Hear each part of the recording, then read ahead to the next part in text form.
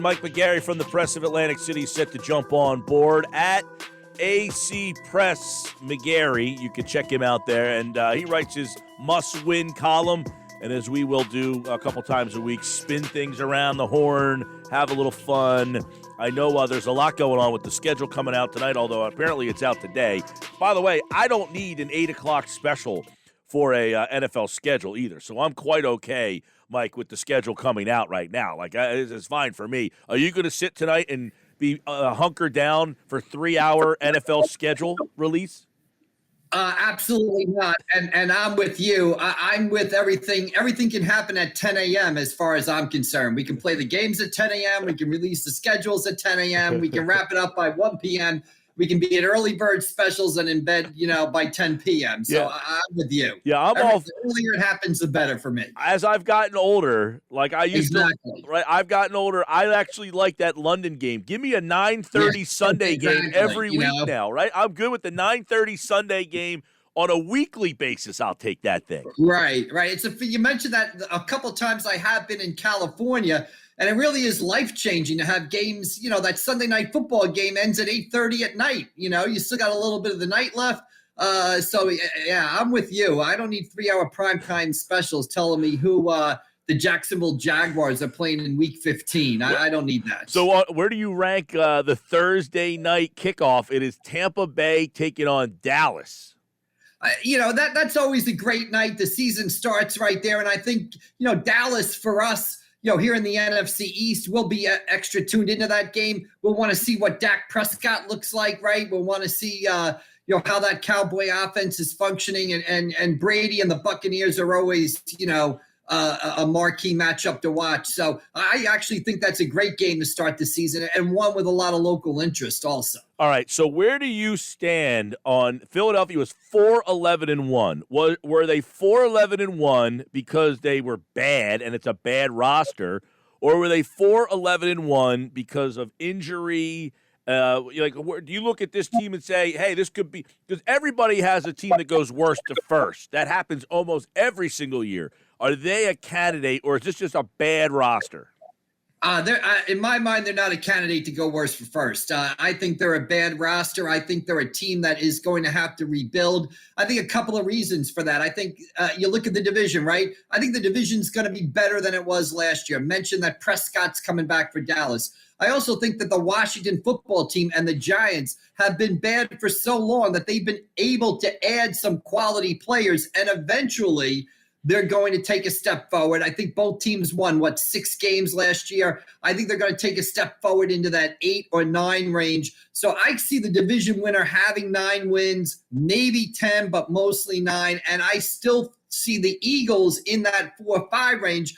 Though, according to the league schedule, I think them having the last 4 games in the division gives, will keep you involved and give some hope, because they're going to arrive at that stretch and you're going to be able to say, well, if they beat the Giants here, they beat the Redskins here, so-and-so, they can still get in. So I think the schedule plays into their favor, but I kind of see them as the clear number 4 team in the division right now. Yeah, Mike is alluding to the last 4 games are NFC East, and 5 of the last 6. So they play the Giants, then the Jets. They have a bye in Week 14, according to this release schedule. And then the last 4 games are Washington, New York, Washington, Dallas. So even if you're kind of out of it, you have a shot to make that all up. And that is a daunting task. To ask the team to play 4 straight division games is rough.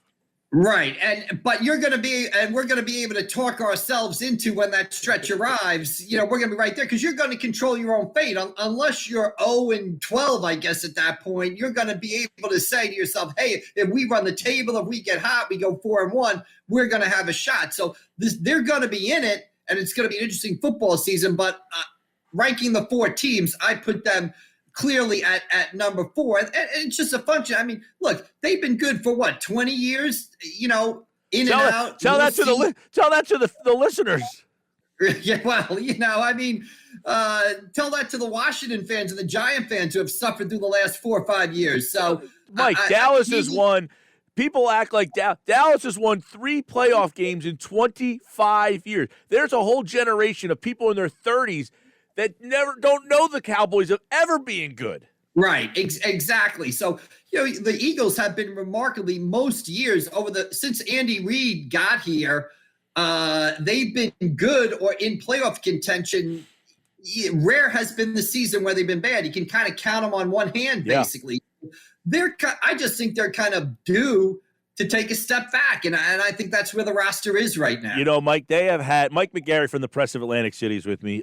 They have had back-to-back losing seasons in the last 20 years. One time, once Right. they went Right. 7-9 and 7-9 in back-to-back years.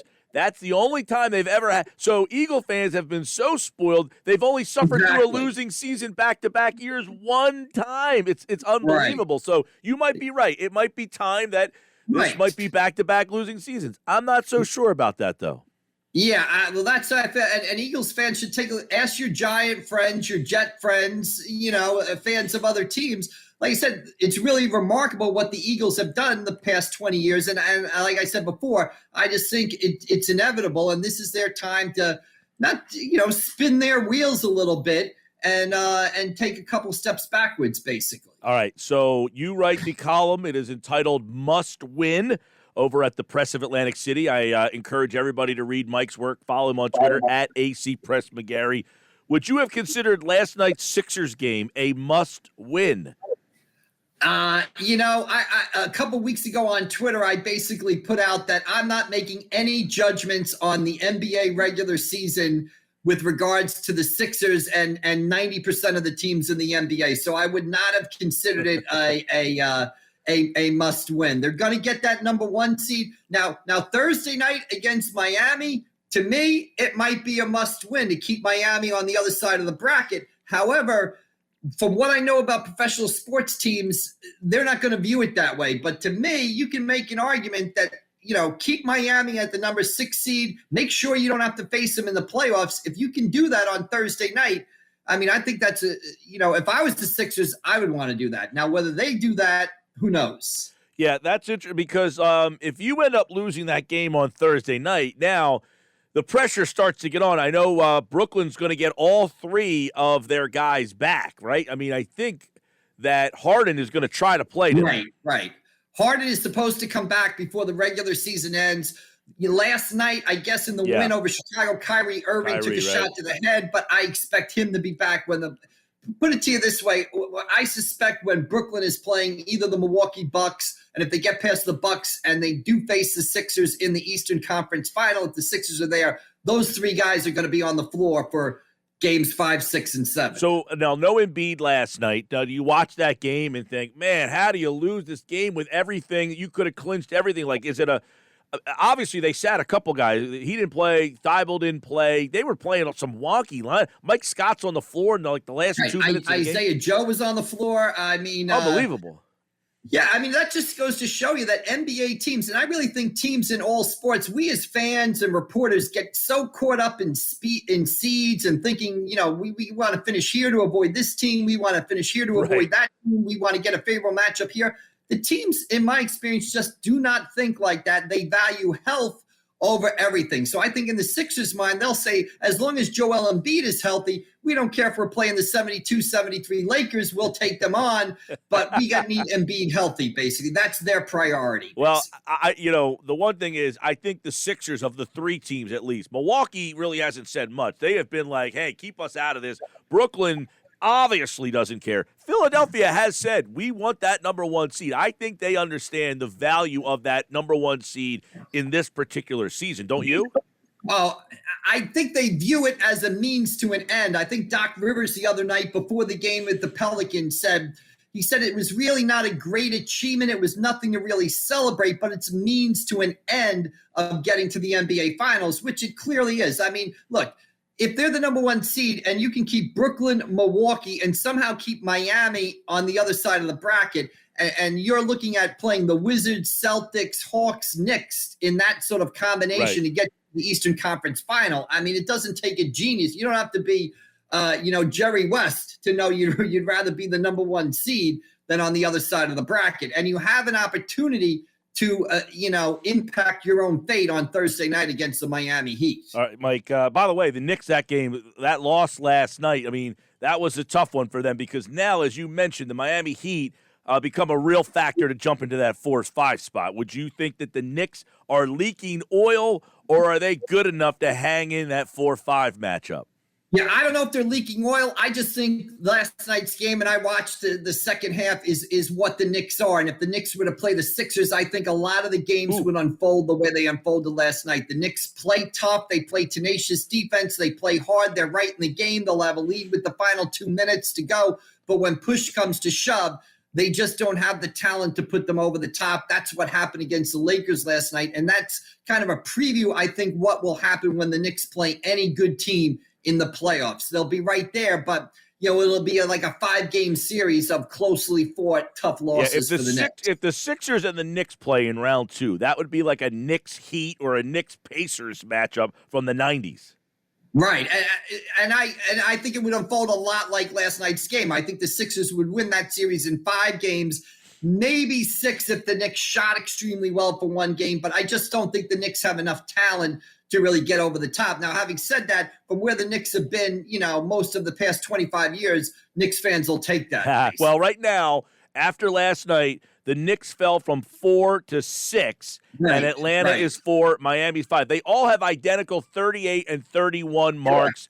That's it. They're all there. They all have 3 games left. So it is going to be a big game Thursday for Philly against Miami. The Knicks, their last 3 games. And this means a lot because the 4-5 winner would play the 1 seed in round number 2. So these NBA playoffs are going to be highly intriguing. And by the way, the Hawks play the Wizards tonight. We have that game on 97.3. Let me ask you, Mike McGarry, we battled a couple of years ago about must-wins on the Phillies. Like you were saying, they had to win games in April, right? They were that must-win game April. Are we buying into this year's edition of the Phillies? Are we buying into it? Good question. Kind of, I think. You are. I think they have the ability to stay in a race. I think with those 3 pitchers at the top of the rotation, I think with some of the lineup, the Bryce Harpers, the JT Realmutos, they can stay in the race for the NL East, probably stay in contention for a wild card. Now, do they have enough talent or enough depth of talent to get there? I don't know at this point. I mean, their bench is not very good. The back end of their rotation is not very good. And some of the holes in the lineup might be too much to overcome. So I think they'll keep it sort of intriguing or semi-interesting this summer. But are they going to get there? I'm not 100%. All right, Mike, give us a quick little overview on some of the key high school stories that you've got covered. I see you tweeting away about the winter sports calendar for next year, which I'm sure has a lot of people saying, what the heck is this? Right. Well, we'll have a story later on today online and in the paper tomorrow, the NJSAA sort of revising the winter sports calendar, shortening the basketball season by about 12 days, for the 2022-23 season. So we're following that. The other thing going on big right now is spring sports season starting to head up. Here we've got the Diamond Classic. We've got Diamond Classic games tomorrow in baseball, that great tournament. Ocean City at Williamstown tomorrow. That'll be interesting. Mainland hosting Cherry Hill West tomorrow, St. Augustine hosting Paulsboro. So we'll be watching that Diamond Classic play out over the next 7 to 10 days, one of the great events in South Jersey. And my good friend, Atlantic City coach Gene Allen, weighing in here with an opinion of the Knicks. Gene, keep your powder dry, buddy. There you go. So. Yeah, Gene's watching. He says the Knicks stink, Mike and Mike. They don't stink. See, I saw Gene the other day, and he keeps telling me, the Sixers, no, they can't play. I said, of all coaches that is downplaying defense, the Knicks is a Gene Allen coach team. Right, and the Knicks do rely on some defense right there. They will be pesky in the playoffs, I think, but not, again, I don't see them doing any more than I see them if they were to play the Sixers, that series unfolding similar to when the Brooklyn Nets were pesky with D'Angelo Russell a couple years ago, and the Sixers beat them in 5 games in the beginning of the series. So that's what I see for the Knicks coming forward. But it would be great fun for the area if the Knicks and Sixers could kind of hook up there in the playoffs. I think everybody would enjoy Oh, that. yeah, that would be fun. Second round, that matchup could happen. We'll see. These last 3 games will dictate that. Mike McGarry at AC Press McGarry from the Press of Atlantic City. Make sure you check out all of his work, his must-win column, and more. All right, Mike, we'll see you on Friday, man. All right. Thanks a lot, Mike. See you down the road. Yeah, Thank man, you. that is fun. We will be spinning around, and Mike, of course, like all guests, appeared via the Boardwalk Honda hotline.